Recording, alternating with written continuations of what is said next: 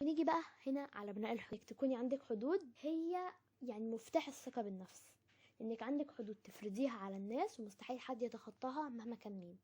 واللي مش عاجبه الحدود دي يعني بره حياتك. اصل احنا مش ناقصين حد يجي كل شوية يضايقنا او يعدي الحدود بتاعتنا او مبادئنا او كل ده. فانتي مش محتاجين نضايق نفسنا حتى لو ثانية واحدة. الثانية واحدة دي احنا بغنى عنها، صح ولا ايه؟ انا عن نفسي مش بحب هزار بالطريقة المعينة اللي هي مثلا الشتيمة او الضرب او الحاجات دي كلها. فانا لو حد مثلا من صحابي يهزر بالطريقة دي، لو واحنا في نفس القعدة واحنا لسه قاعدين، بقول لها بعد اذنك بعد اذنك يا جماعه، انا عايزه اعرفكم انا مش بحب ان الهزار بالطريقه دي، فبعد اذنك يا كذا ما تهزريش معايا بالطريقه دي تاني. فانتي اقولك على حاجه، ما تقوليش مثلا انا خايفه الناس كلهم يكرهوني او انت ما يكونش عندك مثلا صحاب. اقولك على حاجه، هما لو صحاب كويسين وهينفعوكي في حياتك وهيكونوا الصحاب اللي هيكملوا معاكي، مش هتضايقوا انك بترسمي حدود، لان هما اصلا حاجه دي هيبقوا مبسوطين منها. وطبعا مش هيبقى من حق اي حد في العالم ده كله انه يعدي الحدود دي، بالذات لو انتي فرضتيها على كل الناس. بقى الذهبيه انك تعاملي نفسك اكنك واحده صاحبتك البيست فريند، ما تقدرش انك تزعليها وبتحبيها جدا. فانتي هتقعدي لو غلطت مثلا او كده هتقعدي تقولي لها انتي فاشله، انتي ما تفهميش حاجه، انتي كده؟ لا طبعا، انت عارفه كده هتزعل منك ومش هتحبك وكده. فانت عايزه انك تكلمي نفسك كده وما تحبيش نفسك وتبقي واثقه بنفسك؟ لا. فانا عايزاك تتكلمي مع نفسك بطريقه حلوه، انك كل يوم يعني تحسي انك فخوره بنفسك. فانا عايزاكي كل يوم تجيبي ورقه وقلم، تكتبي 3 حاجات انا ممتنه الى 1 2 3. تكتبي ال3 حاجات انت ممتنه بيها كل يوم، تكون 3 حاجات مختلفين.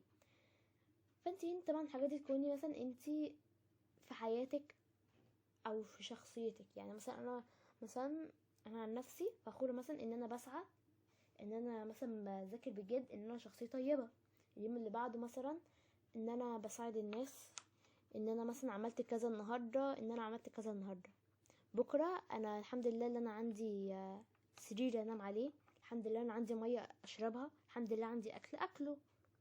وكده كل يوم هتحسي انك حياتك افضل. فانتي كل يوم تحمدي ربنا على كل حاجة في حياتك.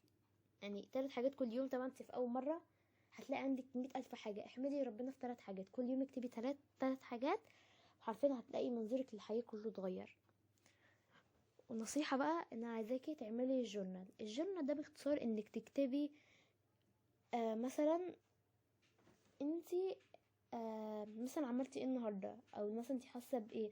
ده لو انتي ما عندكيش حاجه معينه تكتبي عليها، فدي هتطلع لك كل الشعور اللي جواكي. حتى طبعا انت مش هتلاقي حد كل يوم هتروحي تحكي له حياتك كلها بالكلام كتير. مثلا لو حاجه مضايقاكي، طبعا انت عارفه نكون متضايقين بنتكلم كتير، فانت اكيد مش هتروحي تكلمي حد طول اليوم، هتفضلي تكلمي واحده صاحبتك ولا ايا كان مين. فانا الورقه والقلم دول يعني اصدقائك المفضلين بجد، لانك عندك حاجه تكتبي فيها وعمرهم ما يقولوا لك خلاص.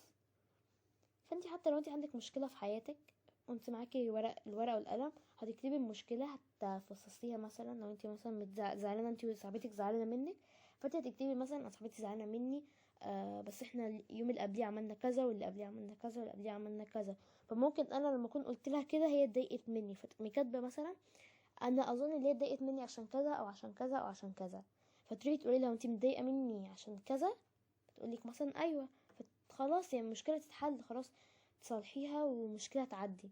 فكده احسن ولا انك تفضلي سايبه مشكله كده في الهوا يعني مشكله تتعقد كل يوم عن اليوم اللي قبليه وانت مش عارفه ايه سبب المشكله. فانت مثلا حاجه زعلانه منها فانت بتكرريها كذا مره، فانت لما تكتبيها هتروحي تصلحي الدنيا كلها وكده.